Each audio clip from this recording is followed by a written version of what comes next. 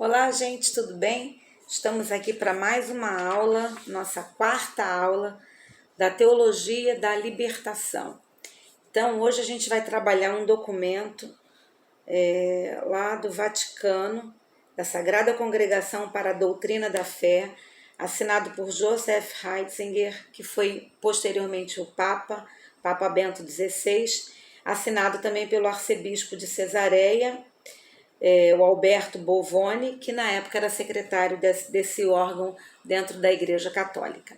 Então, o nome desse texto, desse documento, é Instrução sobre alguns aspectos da teologia da libertação. Tá? Ele é dividido em 11 etapas, e essa etapa é subdividida em vários itens, então ele é bem didático. Nós vamos trabalhar uma parte dele hoje e uma parte posteriormente, né? Nós vamos subdividir esse documento, tá?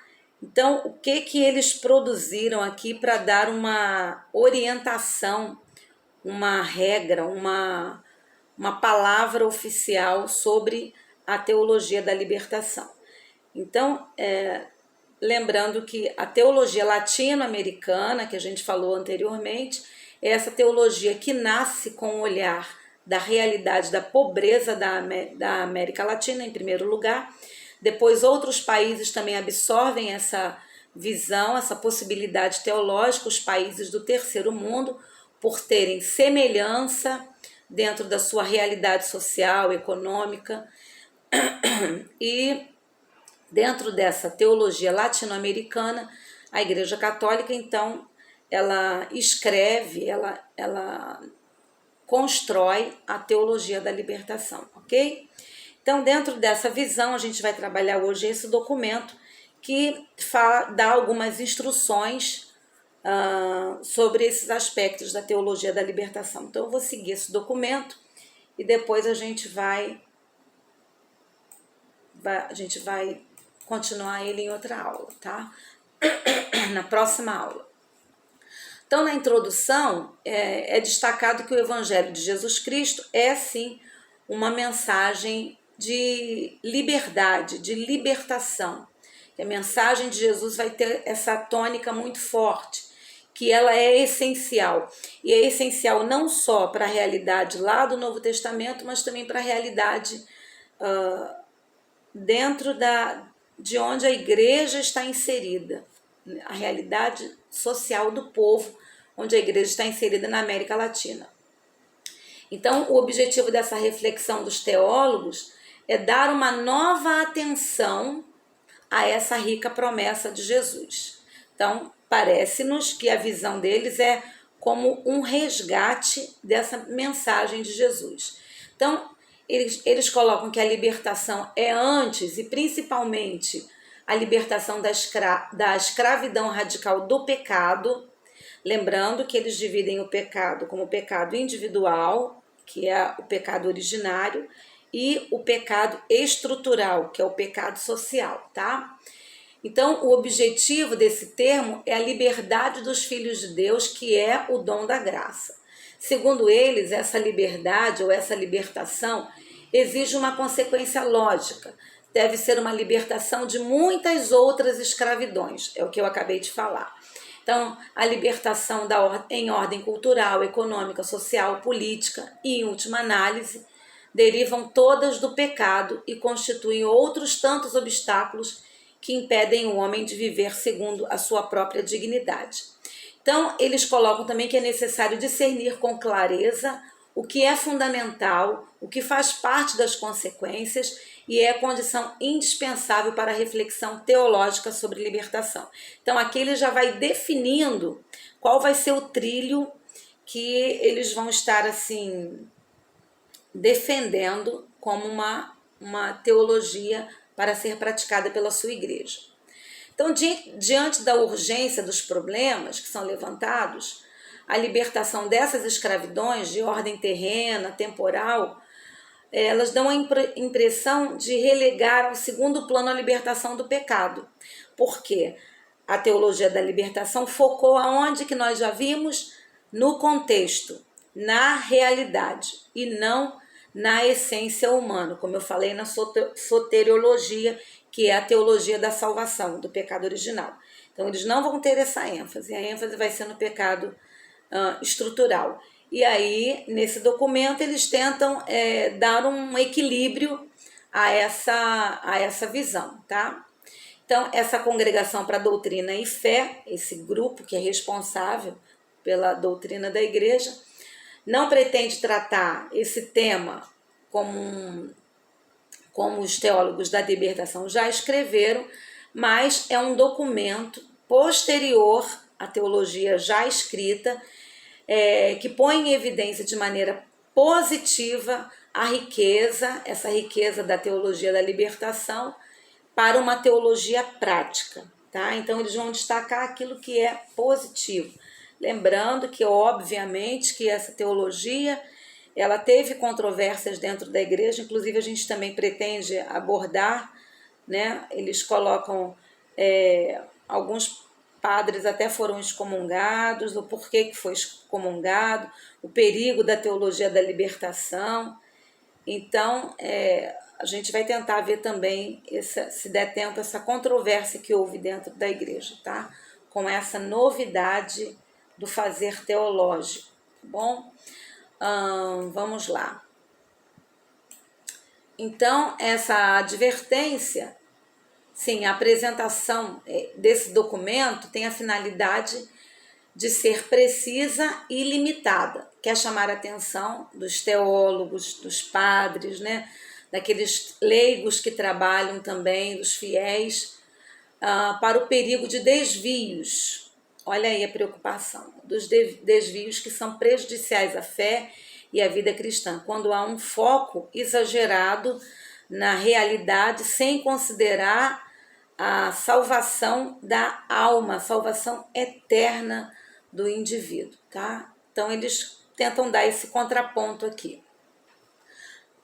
Então, ele coloca que esses desvios e esses perigos são prejudiciais à fé e à vida cristã e são inerentes a certas formas da teologia, que a teologia da libertação é usada. Então, segundo eles, essa maneira é insuficientemente crítica, conceitos assumidos de diversas correntes do pensamento marxista. Então, eles tentam dar aqui um ponto de equilíbrio para a teologia da libertação. Inclusive as críticas que foram feitas à própria igreja, né? Então, essa advertência, ela não deve ser interpretada como uma desaprovação. Olha só como eles são cuidadosos para escrever o documento, né? A todos aqueles que querem responder generosamente à autêntica necessidade da sociedade, da pobreza, da miséria, das questões estruturais, sociais, políticas e econômicas com que a comunidade está inserida, mas também não deve servir de pretexto para uma atitude de neutralidade e de indiferença diante das tragédias que são urgentes, diante da miséria e diante da injustiça. Então, eles estão querendo colocar que é necessário não ir para os extremos, não negar a realidade, que precisa sim de uma ação mais efetiva da igreja, a realidade da miséria, da pobreza, da injustiça, mas também não se voltar de forma única para essa realidade, sem considerar os outros aspectos espirituais que esse ser humano carece da graça de Deus, tá bom? Ok, então aqui ele vai falar sobre uma aspiração. E ele coloca que essa poderosa e irresistível aspiração dos povos à libertação constitui um dos principais sinais dos tempos de que a igreja deve, sim, à luz do evangelho, interpretar esse fenômeno. Então, as pessoas desejam essa libertação, essa vida nova, precisam, né? E a igreja precisa dar essa resposta também. Então, esse fenômeno marcante tem uma amplidão universal, manifesta, porém, em formas e graus diferentes dos povos. Então, entre os povos que experimentam o peso da miséria, claro que essa necessidade vai ser mais evidenciada e essa urgência e esse clamor vai ser mais evidenciado, tá? Então, essa aspiração traduz uma percepção autêntica, legítima, de que, mesmo que esteja ainda obscura, a dignidade do homem que foi criado à imagem e semelhança de Deus está rebaixada, está menosprezada por múltiplas opressões. Então ele coloca a opressão cultural, a opressão política, as opressões radicais, sociais, econômicas. Muitas vezes elas se acumulam e elas sim são legítimas e precisam ser tratadas, precisam ser vistas pela igreja. Ele coloca também que ao revelar-lhes a vocação de ser filho de Deus, o Evangelho suscitou no coração do ser humano essa exigência, essa vontade positiva de uma vida fraterna, de uma vida justa, de uma vida pacífica. Então coloca isso como uma sede autêntica que o ser humano tem e que inclusive é produzida pelo Evangelho. Então, essa sede pela fraternidade, pela justiça e pela pacificação que cada pessoa deve encontrar nas suas condições humanas, na sua autorrealização espiritual e material. Vejam como eles tentam já colocar esse equilíbrio, né? Essa exigência encontra-se, sem dúvida, na raiz dessa aspiração que eles destacam, tá? Que o próprio Evangelho produz essa sede, essa fome por justiça, por fraternidade e por paz. Um outro ponto que eles destacam é que, por consequência, o homem já não está mais disposto a se sujeitar passivamente ao peso esmagador da miséria, às sequelas de morte, de doenças. Então, o homem sente profundamente essa miséria como um ato intolerável, uma violação da sua dignidade original. Muitos fatores, entre os quais é preciso incluir o fermento evangélico, contribuíram para despertar a consciência dos oprimidos. Então, segundo esse documento, o próprio Evangelho é que vai trazer uma lucidez a esse pobre miserável, de modo que ele não se conforme com essa realidade e queira a libertação do estado onde ele se encontra. Então, já não se ignora, mesmo nos segmentos da população ainda dominados pelo analfabetismo, que graças ao maravilhoso progresso das ciências e das técnicas, a humanidade em constante crescimento demográfico seria capaz de assegurar a cada ser humano um mínimo de bens exigido pela sua dignidade. Então ele coloca que como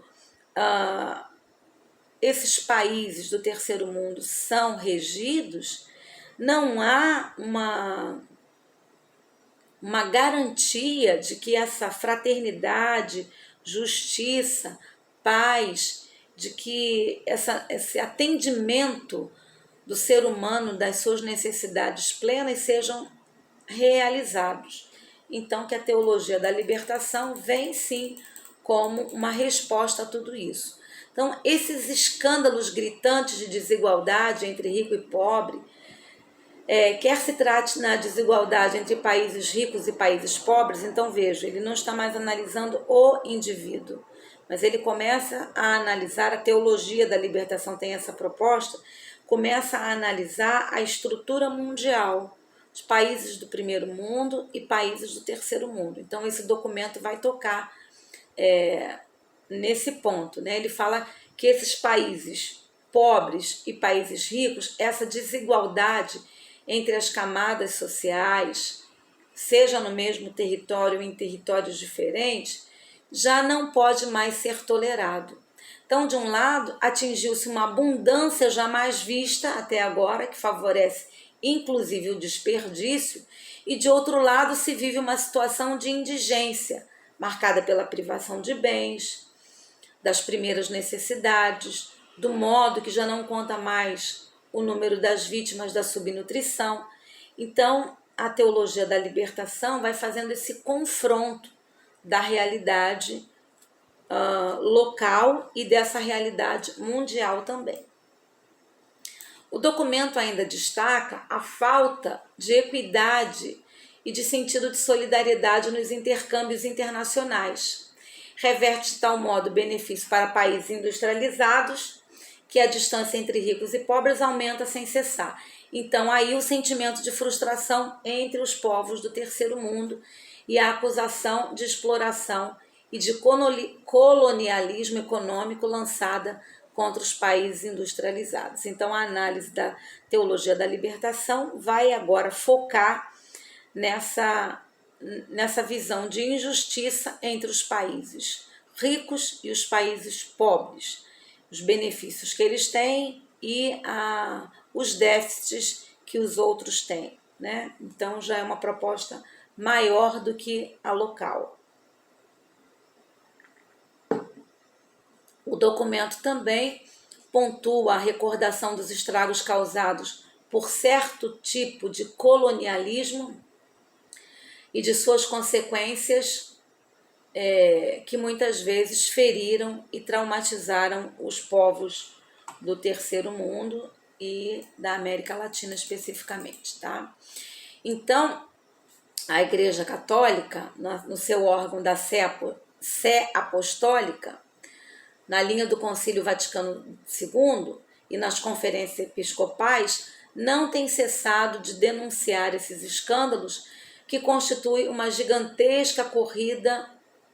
Aí eles colocam como problema a corrida armamentista, ameaças que se faz sobre a paz, enormes somas de uma parcela das quais seria suficiente para acudir às necessidades mais urgentes das populações privadas do necessário. Vejam que toda essa análise realmente tem como fundamento o marxismo.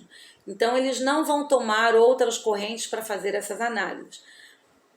Porque é óbvio que se você for analisar esse tema sobre uma perspectiva de relações internacionais, de política internacional, você terá outras correntes que poderão dar respostas a esse tema, mas levantando outras possibilidades. Mas lembrando que toda a discussão será no fundamento marxista, ok? Não terá outro pano de fundo não terão outros elementos para corroborar com essa teologia, tá? Então aí o documento também trata sobre as expressões desta aspiração. A gente está no segundo ponto do documento. As aspirações pela justiça, pelo reconhecimento da dignidade de cada ser humano, é uma aspiração profunda que exige ser esclarecida e orientada, tá? Então, eles destacam aqui que é necessário discernimento para ser acerca de algumas expressões teóricas e práticas desta aspiração. Como esse órgão ele é cuidadoso para que não se tenham outras interpretações daquilo que a Igreja aceita, daquilo que a Igreja legitima, a Igreja Católica Romana, tá? Percebam também esse viés do cuidado de que a Igreja trata documentalmente os seus temas internos. Bem, deste modo, a aspiração pela justiça, ela se encontra muitas vezes prisioneira de ideologias que ocultam e pervertem o seu sentido, propondo a luta dos povos para a sua libertação, objetivos que se opõem à verdadeira finalidade da vida humana e pregando meios de ação que implicam o recurso sistemático à violência, contrários a uma ética que respeite as pessoas. Então veja aqui, eles já sinalizam preocupações, né? E já dão assim um norte de como a teologia da libertação, como ela deve ser exercida dentro da igreja. Quando a gente vê o Marx, ele vai levantar essa bandeira da luta de classes, da revolução. Então aqui já retrata a preocupação nesse documento, né, da igreja oficial, para que a igreja não ande por esse caminho, até porque seria contrário à ética que respeita as pessoas Então, a igreja é contrária a essa prática da violência, tá? Então, a interpretação dos sinais dos tempos, segundo esse documento, à luz do Evangelho, exige que se prescrute o sentido da aspiração profunda dos povos pela justiça, mas, ao mesmo tempo, que se examinem com discernimento crítico as expressões teóricas e práticas que são componentes dessa aspiração. Então, novamente, a gente vê muito evidente nesse documento a preocupação com que a teologia da libertação não extrapole o modo da igreja, de ser igreja cristã e os seus fundamentos principais, tá bom? O zelo e o cuidado. E aí eles trabalham, no terceiro ponto, a libertação como um tema cristão. Eles consideram que em si mesma essa aspiração pela libertação não pode deixar de encontrar um eco amplo fraterno no coração e no espírito dos cristãos. Ou seja, é legítimo. Claro, quando você vê uma situação de miséria, de desgraça, de pobreza, né? Claro que você sabe que não pode se conformar com aquela realidade. Quando você passa por um lugar onde, numa Cracolândia, por exemplo, você vê aquelas pessoas ali totalmente dominadas pelo vício. Você não pode achar aquilo normal. Quando você vai numa comunidade e vê a extrema miséria, você não pode achar aquilo normal. Lembrando que essa visão não é de Brasil, é uma visão mais ampla, né? Eles colocam uma análise primeira da América Latina. Então, até porque nós sabemos que no Brasil existem vários programas assistencialistas, inclusive a própria saúde no Brasil, existe o sistema gratuito de saúde, não existe em todos os países, né? A gente às vezes pensa que todos os países têm o que o Brasil tem. Não, existem países que a situação é muitíssimo crítica mesmo. Então, eles colocam que essa aspiração pela libertação é legítima, mas tem que ser vista com cuidado. Então, em consonância com essa aspiração, nasceu esse movimento da teologia, esse movimento teológico, pastoral, chamado Teologia da Libertação. Num primeiro momento, nos países da América Latina, a gente já falou sobre isso, né, que tem ali a sua herança cultural do cristianismo, religiosa e cultural. Em seguida, outras regiões do terceiro mundo e outros ambientes, inclusive dos países industrializados, tá? Essa expressão teologia da libertação, ela é primeiramente uma preocupação que gera um compromisso pela justiça voltada aos pobres e às vítimas da opressão. A partir dessa abordagem, pode-se distinguir diversas maneiras frequentemente inconciliáveis de conceber a significação cristã da pobreza. Isso aí é até um tema que, né, merece muita discussão, esse tema da pobreza. E aquela frase que talvez possa ser vista até como polêmica quando Jesus diz: os pobres vocês sempre terão com vocês, quando o perfume é derramado, e fala, poxa, que desperdício derramar esse perfume caro aqui nos pés de Jesus. Então é um tema até para a gente discutir, pensar, pesquisar, né? Enfim. Então todo movimento ele tem ideias, e as teologias da libertação também têm ideias, têm posições teológicas diversas, né? Mas as suas fronteiras doutrinárias não podem ser mal definidas. Segundo o documento, são mal definidas. E aí existem perigos que a igreja não pode ficar descoberta nesses perigos, para que a igreja não se desvie do modo de ser igreja católica romana. Então, essas aspirações pela libertação são legítimas e são vistas, biblicamente falando, desde o Antigo Testamento até o Novo Testamento. Então, é uma expressão, teologia da libertação, segundo o documento, perfeitamente aceitável. Não está ferindo o princípio das Sagradas Escrituras, mas designa, neste caso, pelo menos não nessa visão geral, ok? Porque depois, quando nós formos ver, se conseguirmos ver, né, o detalhamento de várias vertentes da teologia da libertação, talvez algumas a gente veja com estranheza e com preocupação, tá? Então, no Novo e no Antigo Testamento, óbvio que tem essa aspiração da libertação humana, inclusive a própria história do Êxodo, né, da libertação dos hebreus do Egito, é uma libertação da pobreza, da opressão, da miséria, para uma terra prometida. Então, nesse aspecto, está completamente respaldada pela visão bíblica. Entretanto, ela precisa de uma reflexão teológica centrada no tema bíblico da libertação e da liberdade, e também na urgência das suas incidências práticas. Então, ter o olhar bíblico e ter o olhar na prática.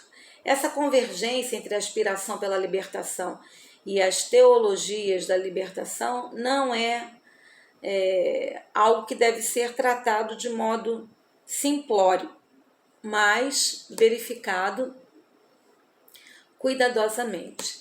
Então, essa convergência ela tem que ser compreendida à luz das especificidades da mensagem da revelação, autenticamente interpretada pelo magistério da Igreja Católica. Olha aqui, o documento já delimita bastante até onde a teologia e os teólogos da libertação podem ir. Eles podem ir até onde a mensagem da revelação é autenticamente interpretada pelo magistério da Igreja, pelo órgão da Igreja Católica, que é responsável de legitimar a teoria teológica e doutrinária da Igreja. Então, por isso, esse documento é muito importante para a gente entender, tá? Depois, eles têm o quarto ponto, que eles trabalham os fundamentos bíblicos. Aí é interessante. Esse quarto ponto, ele vai ser subdividido em 15 itens. Vamos tentar caminhar um pouquinho com ele. Vamos lá, então. Opa. Então, eles trabalham. Primeiro item. Uma teologia da libertação corretamente entendida. Olha, eles estão dando o tom da direção da teologia da libertação. A teologia da libertação não foi escrita pelo magistério, mas precisa ser autenticada pelo magistério. Então, eles vão dizer: a teologia da libertação corretamente entendida constitui um convite aos teólogos a aprofundarem certos temas bíblicos essenciais com o espírito atento às graves e urgentes questões da atual aspiração pela libertação e os movimentos de libertação, eco mais ou menos fiel dessa aspiração. Então, eles colocam que não é possível esquecer por um só instante as situações dramáticas de miséria e de pobreza onde brota esse clamor que é lançada aos teólogos. Então, prestem atenção. Essa é a primeira coisa que eles colocam como fundamento bíblico. Veja, o fundamento bíblico que eles colocam aqui é que isso tem que estar legitimado pelo magistério da Igreja. Então, olha que coisa curiosa. Ainda dentro dessa expressão fundamentos bíblicos, desse tema do documento, eles colocam que essa experiência radical pela liberdade cristã constitui aqui um primeiro ponto de referência. Cristo, então eles começam a trabalhar biblicamente. Cristo, nosso libertador, libertou-nos do pecado e da escravidão, da lei e da carne, que constitui uma marca da condição do homem pecador. É, pois, na vida nova da graça, fruto da justificação, que nos torna livres. Prestem então atenção. Isso significa que a mais radical das escravidões é a escravidão do pecado. Quando nós vamos ver a teologia da libertação nas suas várias vertentes, não haverá essa ênfase. Não haverá essa ênfase que a libertação mais radical que o ser humano pode experimentar é a escravidão do pecado, é a nova vida. As demais formas de escravidão encontram-se, pois, na escravidão do pecado, na sua raiz mais profunda. É por isso que a liberdade do pleno sentido cristão, caracterizada pela vida no Espírito Santo, não pode ser confundida com a licença de ceder aos desejos da carne. Ela é vida nova na caridade, tá? Então aqui eles já dão um tom bíblico de como deve ser vivida a teologia da libertação. Aí no ponto seguinte, eles colocam que as teologias da libertação recorrem plenamente à narração do livro de Êxodo, como a gente mencionou aqui há pouquinho, né? Constitui o fato de um acontecimento fundamental no povo eleito, o povo de Deus, dos hebreus que estavam no Egito, cativos, e aí eles colocam, é preciso não perder de vista, contudo, a significação específica do acontecimento e da sua finalidade, já que esta libertação está orientada para a constituição do povo de Deus e para o culto da aliança celebrado no Monte Sinai. Por isso, a libertação do Êxodo não pode ser reduzida a uma libertação de natureza prevalentemente ou exclusivamente política. Olha que interessante. É significativo, de resto, que o termo libertação seja às vezes substituído nas Sagradas Escrituras pelo outro muito semelhante, que é redenção.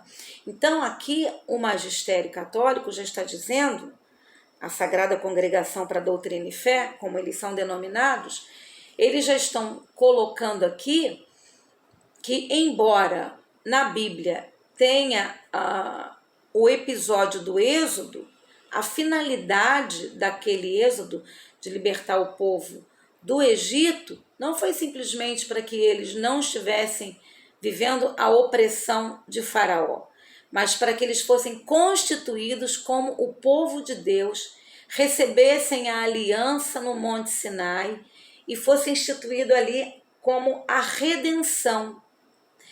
Então, reduzir a libertação simplesmente a uma questão política circunstancial que gera a pobreza não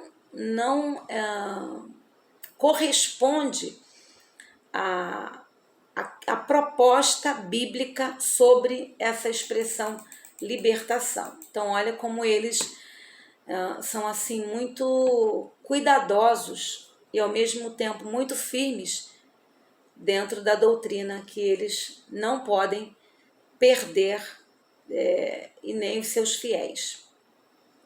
Eles também destacam que jamais se apagará da memória de Israel o episódio que originou o Êxodo. Óbvio, inclusive, eles comemoram a festa das cabanas, né, onde eles montam as suas tendas para exatamente